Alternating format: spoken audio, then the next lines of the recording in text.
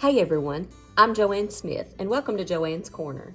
In today's tutorial, we're going to be making a quilted throw made from 9-patch quilt blocks. If you don't know how to make a 9-patch quilt block, I'm going to put a link down in the description of my video and I'll have the link showing you how to make those. Here are the supplies you're going to need for today's project. First of all, we're going to need our quilt blocks, and I have 24 of the 9-patch quilt blocks, and we're going to do them 4 across and 6 down. Also, you're going to need material for the back of your quilted throw. You're going to need an old throw to go by. That way you can measure it all out and see how big you want it. You'll need quilt binding.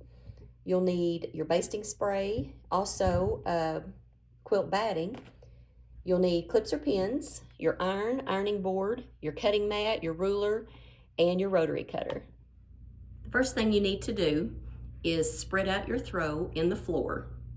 Then lay your quilt blocks from left to right across the top, and that will tell you how many wide that you want to make it. And then do the same thing down the left side from the top to the bottom, and that'll show you how tall you want it. Mine ended up being 4 blocks wide and 6 blocks tall. You can make this any size that you want though. Next, lay out all your quilt blocks in the floor in the order that you want them on your quilted throw. This took me a few tries to get them where I wanted them, but after I got them where I wanted them, then I took a picture with my camera. That way I can refer back to my picture. I highly recommend doing that. Now we're going to sew our blocks together, and we're going to do this row by row. We're going to do the first row, and then we're going to do the second row, and so on, from left to right. And the first thing we want to do, we're going to take these over to our sewing machine. So we're going to take this one on the left and put it on top of the next one, then pick up both of those, put it on top of the next one, and so on till we get to the end. Here's our first stack from our first row. And what we're going to do, this is our top piece, and second, third, and fourth piece. And what we're going to do, we're going to place our first piece here, and then our second piece, we're going to flip over right sides together, and we're going to line up and nest our seams. And nesting your seams is when you put those little points together. They're touching right there in your seam. And you can clip that or pin it, and then go to the next one and nest those seams also. See how that's nested? And you clip it. And now we're going to take this to our sewing machine, and we're going to sew 1/4 inch from the top down to the bottom. Before we start sewing, make sure that your edges are lined up, and then place it under your needle or your presser foot, and then just take off sewing.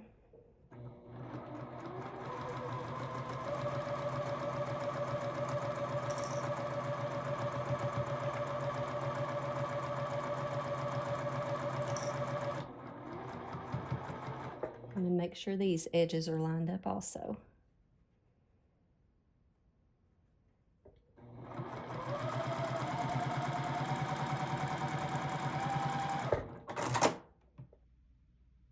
Now we have our first 2 quilt blocks sewn together. And as you can see, where we nested our seams here, we have crisp little points. And what we want to do now is press it. Okay, we're going to press these seams. You can press them open if you want, or I'm just going to press mine over toward the darker fabric like we did with our quilt squares, and just press those really good, and then flip it over and press it on the front. Now we're going to add our third quilt block. This is our first, second, and this is our third in our row.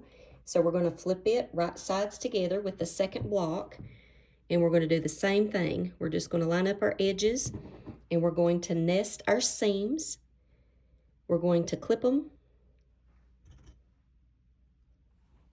and we're going to clip this one, and then we're going to take it to our sewing machine, line up our edges, and sew 1/4 inch stitch all the way down. And then we're going to open this up. We're going to press it on the back and press it on the front. And then we're going to add our 4th block and do it the same way. right sides together, nest up our seams, clip them, take to your sewing machine, and sew 1/4 inch all the way down. And we have our first row sewn together. I'm so excited. And we're going to start on the second row and sew it together. And then I'll show you how to put the first 2 rows together. So just follow the same instructions as I gave you for the first row. Okay, we have sewn row 1 together and row 2. And if you have any uneven edges or anything, just trim those off. And what we're going to do now is sew our row 1 to row 2. So what we're going to do is take our first row and we're going to flip it down and put it right sides together. And we're going to clip, we're going to line up all of our seams and we're going to nest them. So just put those together and clip, and then go to the next block at the corner of it. Nest your seams, clip it. Next, nest the seams, clip it. And do that all the way to the end. And just kind of unfold it here and make sure that all your blocks are going the right way. And what we're going to do is take this to our sewing machine and we're going to keep our ends lined up. If it's a little off here, just straighten that up. And we're going to take this to our sewing machine and we're going to do a 1/4 inch stitch from this end all the way to the other end. And I just have the length of it here folded up in my lap. That way it's out of the way and I can just lift it up out of my lap and keep it feeding through the sewing machine. But just take your time.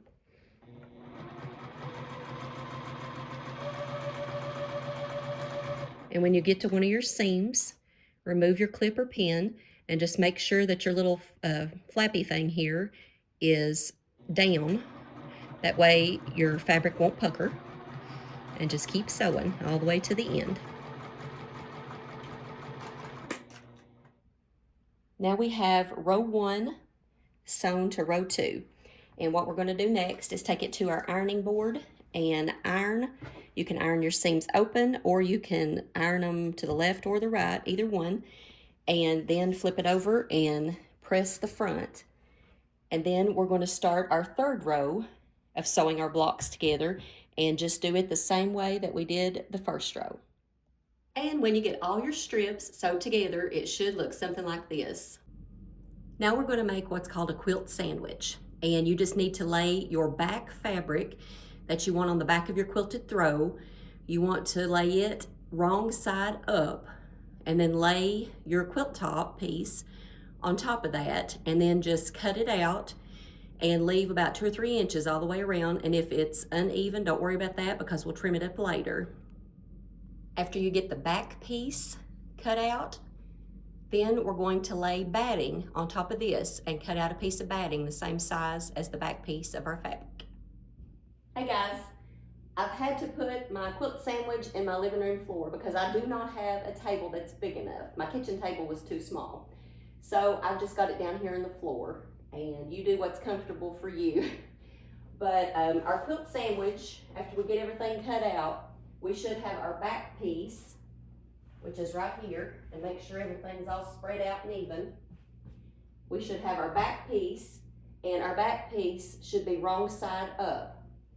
Our second layer is going to be our batting, our quilt batting. And then, of course, our quilt top. And that's going to be on the top. And like I said, I cut my back piece and my batting to be 2 or 3 inches wider and longer than my quilt top. That way, if it moves any while I'm quilting, I still have enough around the edge. So what we're going to do now is get ready to put this together to quilt it. And I have some 505 temporary adhesive spray. It's basting spray. You can use quilting pins, just whatever you're comfortable with. But what we're going to do is get a hold of our batting and our top, and we're going to pull it down. And if it's got any wrinkles or anything, just spread that out. And we're going to spray it with our basting spray.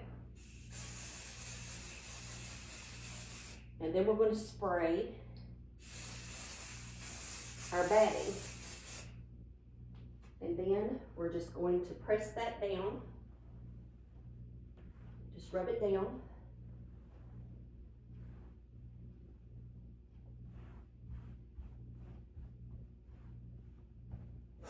And we're going to do the same thing to this side of the batting and the back side of our quilt top. And we're just going to press that down also.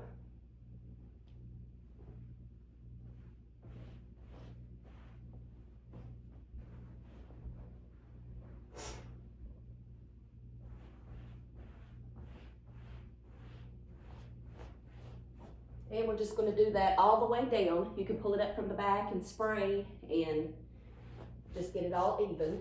And then we're going to take it to our sewing machine and quilt it. Now it's time to do some free motion quilting on our quilted throw. And I'm just doing vertical and horizontal lines. I'm lining up the side of my presser foot with my seams on both sides. And I'm just doing those kind of lines. You can do whatever kind of quilting you like. As you're sewing your throw and more of it comes over here to the right, just fold it. Keep it rolled on this side, and I also have it rolled on this side. That way it makes it easier to deal with. And I also have it folded up in my lap down here at the bottom.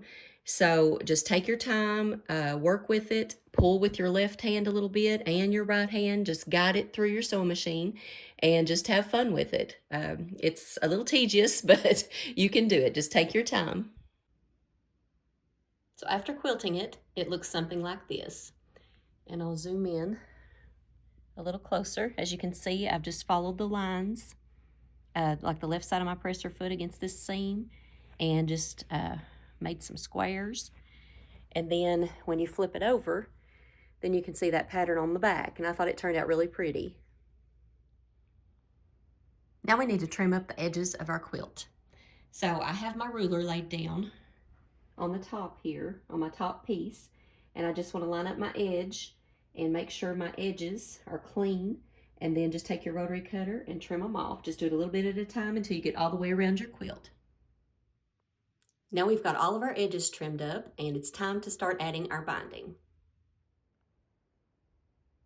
The binding that I'm going to be using, I got this at Hobby Lobby. It's double fold quilt binding bias tape, and I'm going to show you how to do that.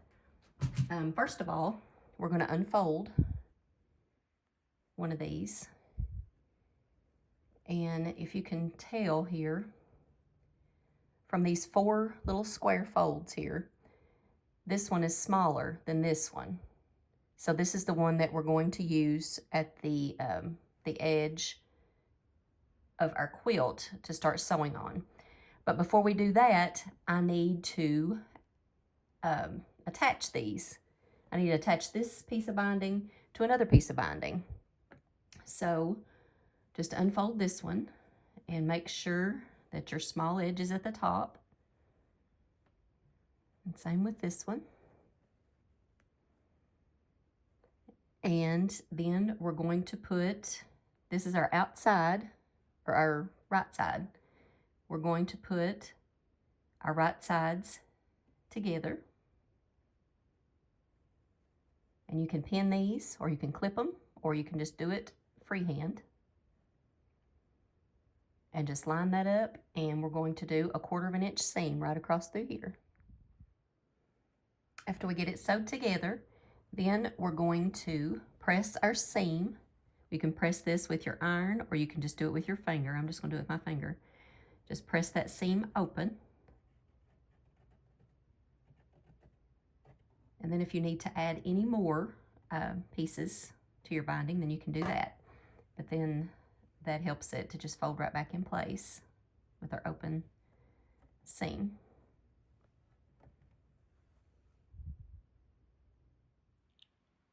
I've got my binding ready, and I've just rolled it up, and what I've done, I've taken it around one of the legs of my sewing machine. That way I can just pull it and it will keep unrolling and everything, and I won't get it tangled up.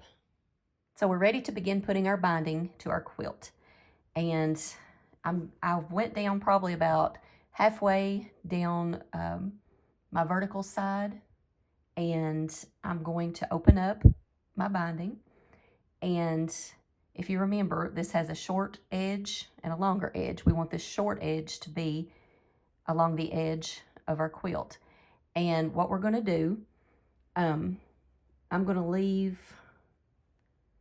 maybe 5 or 6 inches free, and then I'm going to start clipping or pinning, and we're going to sew. We're going to do a back stitch, and we're going to sew in this crease is where we're going to be sewing. So we want to do a back stitch and then just start sewing down this crease and keep our edges lined up with the edge of our quilt, and then I'll show you what to do when you get to the corner.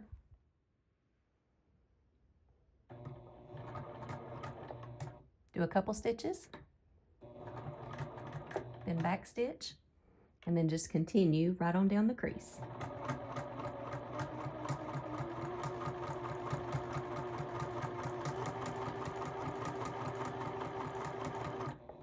Just take your time, keep everything lined up, all your edges lined up.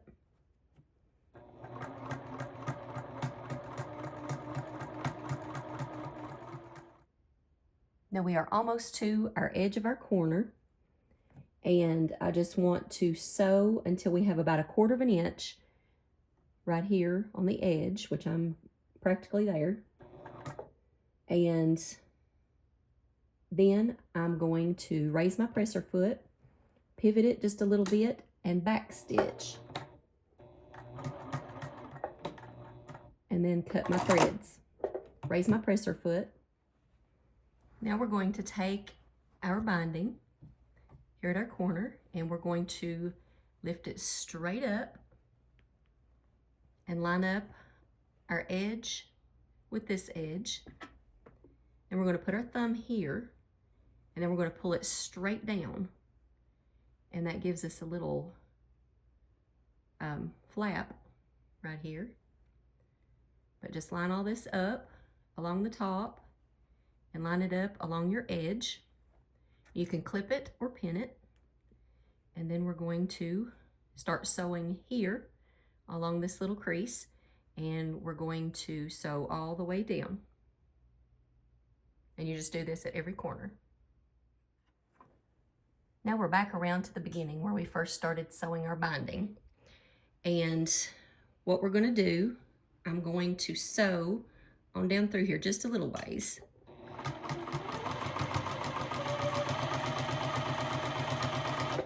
And then I'm going to back stitch and cut my threads. Now we're getting ready to join the binding. And what we want to do, I'm going to lay this top piece over this piece, and I'm going to cut this top piece about 1/4 of an inch over the top of this one.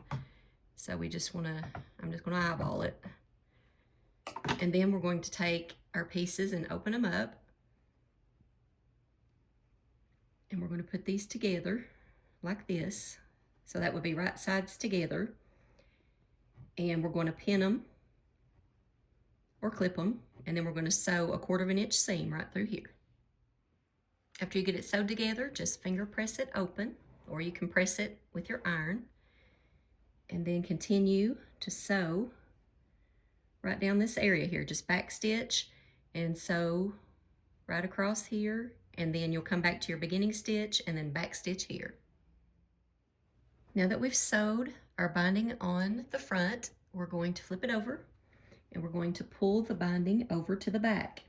And you want to be sure that your crease up here at the top is at the top, or your rough edge, and just fold it over. I'd have to wiggle it a little bit in places. And we want this to come over our seam line. So just put it over your seam line. You can clip it if you want to, clip it in place. If you don't want to, that's fine too. Just take your time.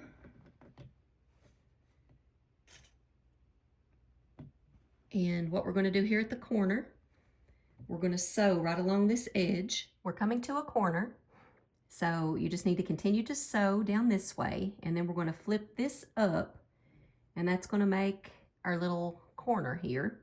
And you want to sew until you have one stitch on this part.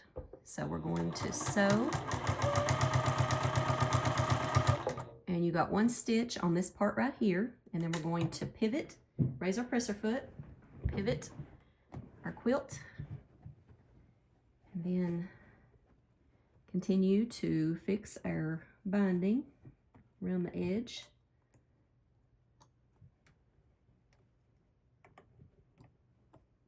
Press your foot down and continue to sew. And we'll back around to the beginning where we first started sewing our binding, and all you do is just sew right up to that stitch line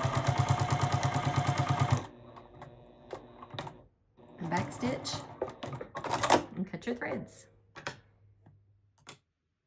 And that's how you make a 9-patch quilted throw. If you found my video to be informative and helpful, please like it and subscribe to my channel. And thanks for watching.